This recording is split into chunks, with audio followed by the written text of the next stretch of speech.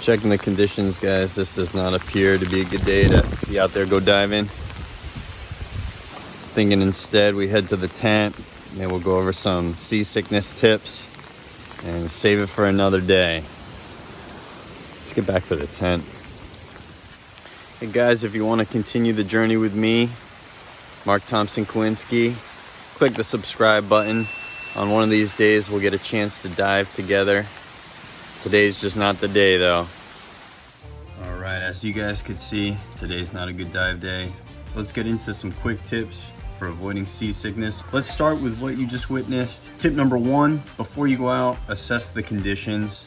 If you're prone to getting seasick, you want no part of what you just saw out there. High winds, a lot of chop, big changes in tides. You don't want to be involved in any of that when you're going free diving, spear fishing. Today is just not one of those days. You wake up and the conditions are like what you just saw. Pack it in. If you really want to get something done to help your free diving, do some yoga, do some breathing exercises inside. But today is definitely not a day to go free diving or spear fishing.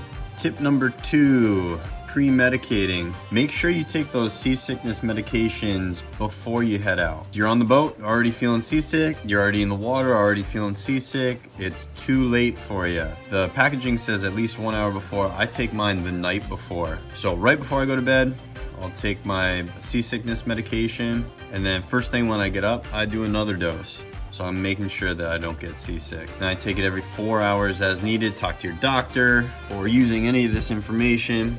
Tip number 3, check out places where you don't need to use a float. A lot of times it's the float, and if you're using a line, the floating line, that can give you a little bit of seasickness because your eyes have to adjust for the float as well when you're swimming along, especially in the choppy waters. So try on Oahu. I've discovered a couple places: Hanama Bay, Electric Beach, Waimea Bay, Sharks Cove, 3 Tables. Those are all great places to get out there without a float. See if that makes a difference for you. Tip number 4, if you're prone to getting seasick, when you're heading out to a dive site, get your stuff ready so you're the first person off the boat. A lot of times, a lot of people start to get sick when they're on a bigger boat and they pull up to a dive site and they have to wait to get off the boat while the boat is rocking back and forth. Get your stuff ready. Be the first one down that ladder onto the dive site. Also, let everyone come back first. Enjoy the dive, take your time, and be the last one on the boat. So you're up the ladder,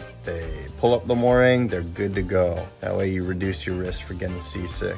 Tip number 5. Don't take advice from anyone that doesn't get seasick. I've seen a lot of stuff out there on the internet. Oh, just drink more water, eat less, eat more, take ginger. For those of us that get truly seasick, motion sick, it's not gonna help. So before you head out, make sure you know what works for you instead of listening to your dive buddies. Hey, take it easy. Hopefully one of these days we get in the water sometime soon. Conditions just not having it today. Mark Thompson Kowinski from the tent, signing off. Mark Thompson.